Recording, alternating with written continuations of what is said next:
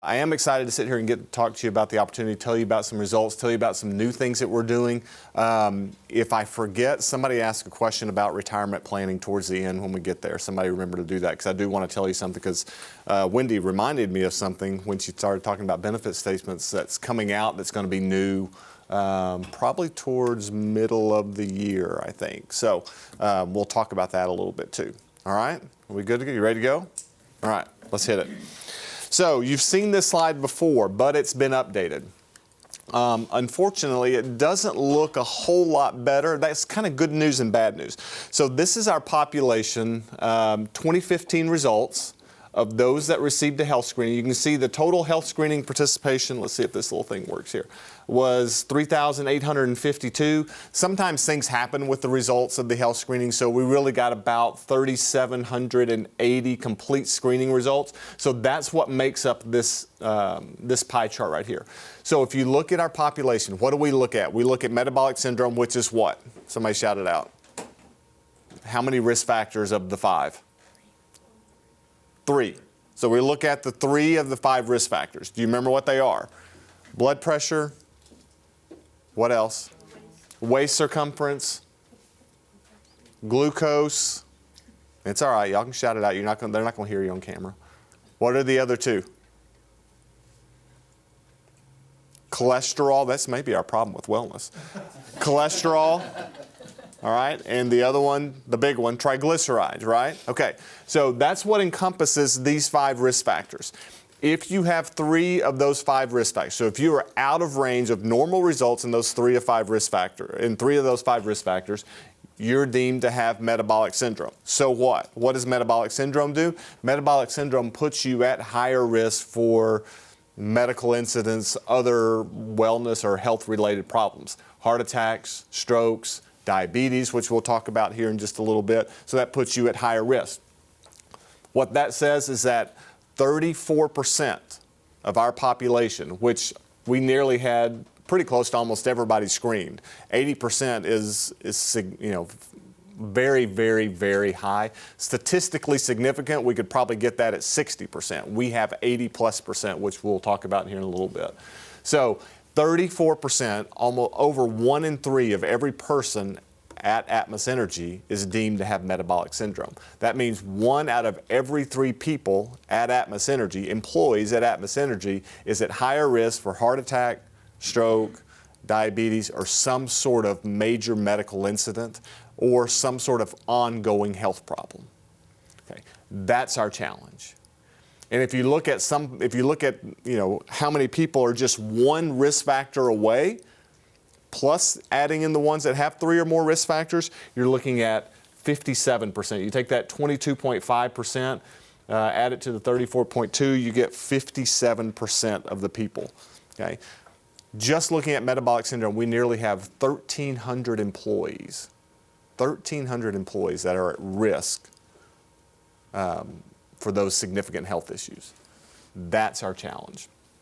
Now, if you look at it over the course of the years, though, we've kind of flattened out a little bit. Now, some of you may look at that and say, okay, we're not doing what we're supposed to be doing, we're not making a difference. That's actually not true. Because in the health industry, in the wellness industry, and this is what you'll learn as a wellness person, if you're not getting worse, you're actually getting better. Okay, so you look at our population, in 2009, those that were screened, we had a 36% metabolic syndrome rate. Okay, those folks are 1, 2, 3, 4, 5, 6 years older. The population's 6 years older, and now we're at a 34% metabolic syndrome rate. That's actually a good thing. You're older, our population is older, but we're actually healthier. Now, there's going to be a little bit of turnover in that population. We'll look at, I think we'll have a slide later on that just looks at a cohort, or sometimes we just look at a cohort, those that have had health screenings for all those years. If you look at that group too, a lot of those people that have engaged in wellness services, they're 5, 6 years older, but they're not any unhealthier. So that's actually a good thing in a weird sort of way. But really our challenge is, we talk about health screenings, and this is probably the most important slide we're going to look at, and I wanted to get it out right at the front. This is our challenge. The health of our population is really not that great. And you know what? I've known you guys for 3 years now, and so I can be honest with you. Some of that includes some of us in this room. Okay? So the health of our population is not good. It's not terrible, but it's not that good. So that's kind of the stark reality. And that's where we need to take hold of this and run with it. We need to be committed to it because at Atmos Energy, it means more than the bottom dollar. And that's the thing.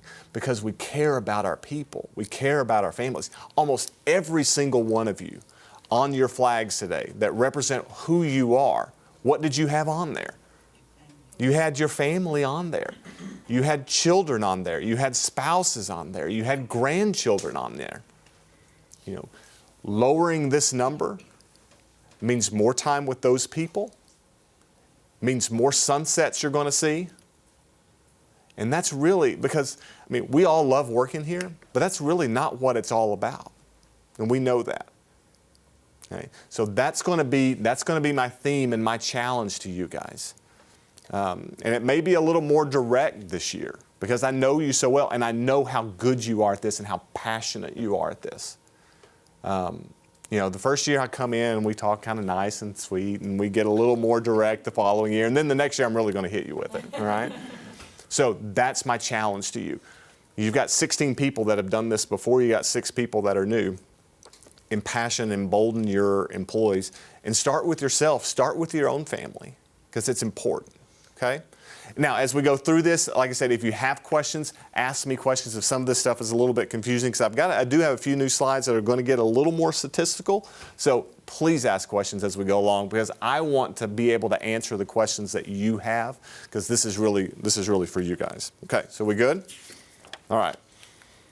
So let's look at a little bit more of a breakdown. So we took 2014, 2015. We didn't do all the years. But if you break down those 5 risk factors, these are the ones we talked about, you can see, so the orange represents last year's screening results, the blue represents this year's screening results, and then the red, we added this kind of new this year. This is comparative data to other folks that have health screenings, okay? So if you look at, if you look at all the bars, we seem to be doing really good. We kind of ticked up a little bit on the HDL, which is the good cholesterol, which means you don't have enough good cholesterol. So you're at risk if your number is actually too low. Does that make sense? We good? Okay, so anybody know what that's an indication of? When do you have low good cholesterol? What do you need to do to get that up? Do you know? Exercise.